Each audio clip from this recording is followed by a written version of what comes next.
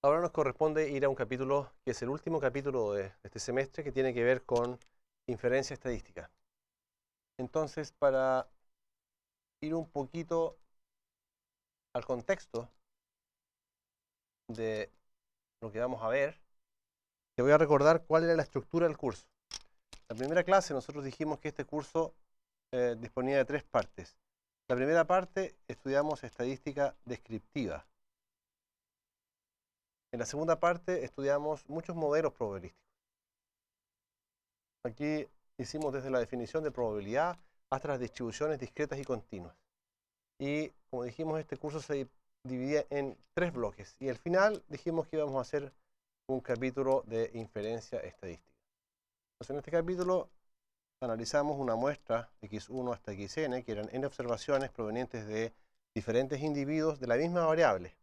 Y lo que hicimos aquí fue un montón de cosas: resumir información respecto a la muestra, el sesgo, la varianza, y todo ese tipo, medida de tendencia central, dispersión y de forma en general.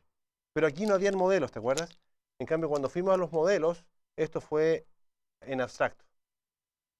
Aquí entonces no habían datos.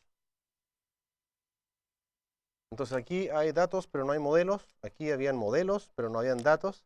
Y en inferencia estadística, entonces, lo que tú consideras es un modelo que tiene ciertos parámetros desconocidos, y usando los datos, lo que tú quieres es estimar esos parámetros que son desconocidos. Entonces, en algún sentido, en esta tercera parte del curso, se conjugan estos 2 módulos anteriores para dar una respuesta un poco más sofisticada a algo que tú podrías haber dicho descriptivamente acá. Pero cuando tú describes una muestra, solamente haces la descripción sin un modelo. En cambio, acá vas a dar una respuesta bastante más informada, porque recogiste información, usaste un modelo y después entonces vas a elaborar una respuesta.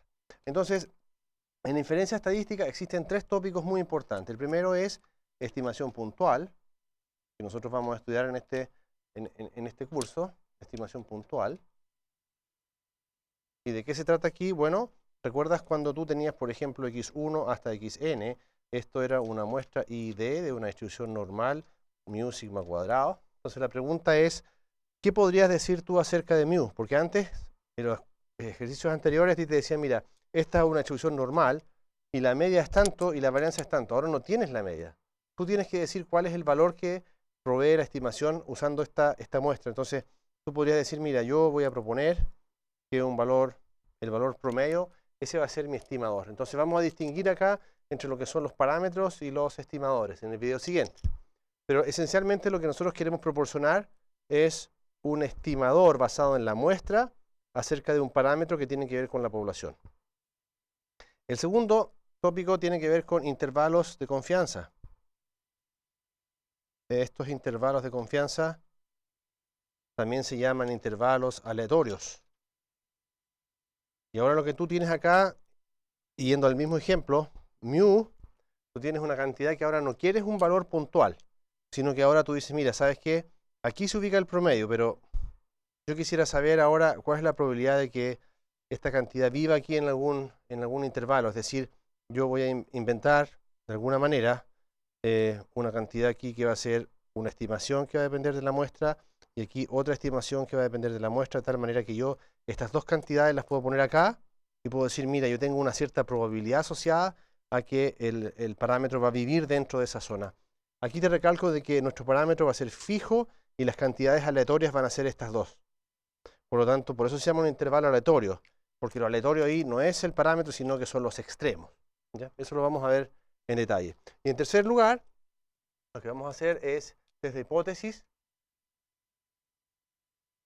¿Ya? Test de hipótesis. En que aquí se conjugan varias cosas, pero en esencia voy a explicar esto de esta manera.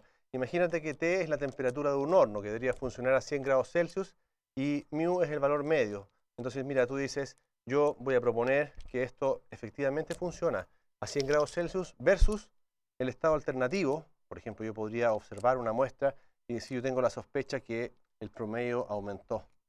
Entonces, a esta hipótesis se le llama hipótesis nula, que representa el estado actual, ¿ya? El status quo del proceso que tú estás estudiando. Y esta hipótesis se le llama hipótesis alternativa y representa el estado de cambio. Entonces, nuevamente, usando los modelos más los datos, ¿cómo puedo yo decidir entre H0 y H1? ¿Cómo puedo yo decir, mira, en realidad debería rechazar esta hipótesis y quedarme con el estado de cambio? Es decir, aumentó la temperatura del horno y si esto funciona bien a 100 grados Celsius, tengo que reparar alguna máquina, tengo que hacer alguna acción reparativa, digamos, para el proceso. Entonces, eso vamos a estudiar en la tercera parte de este capítulo. Ahora, todo este capítulo se basa en el hecho de que tú recoges muestras aleatorias. Tú vas a donde se están generando los datos y tú recoges datos o colectas datos, muestras aleatorias, de alguna manera. Entonces a esta muestra aleatoria tú le vas a llamar x1, x2 hasta xn.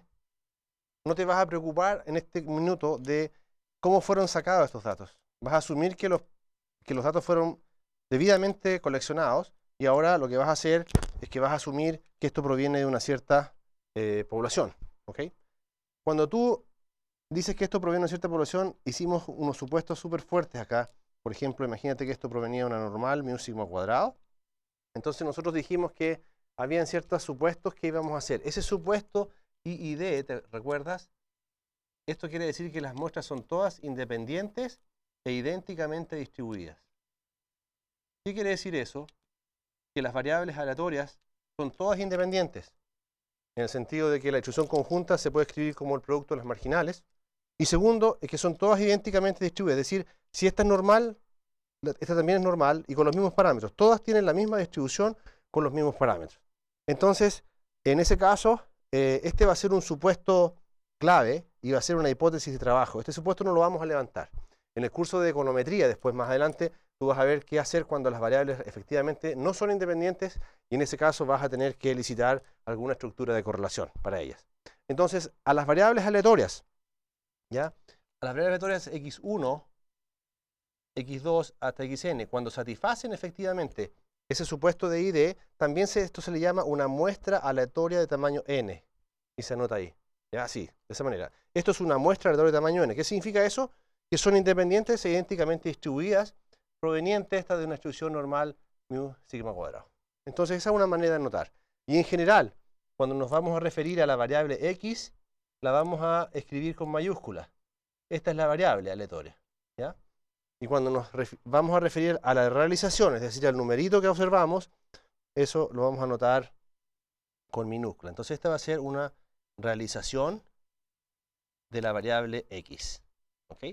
Entonces las mayúsculas las dejamos para las variables y las minúsculas las dejamos para las realizaciones de la variable. Estos van a ser los numeritos. Entonces si yo digo, mira, vamos a observar x1, x2 hasta xn con minúsculas, significa que estos son n numeritos provenientes de esa distribución.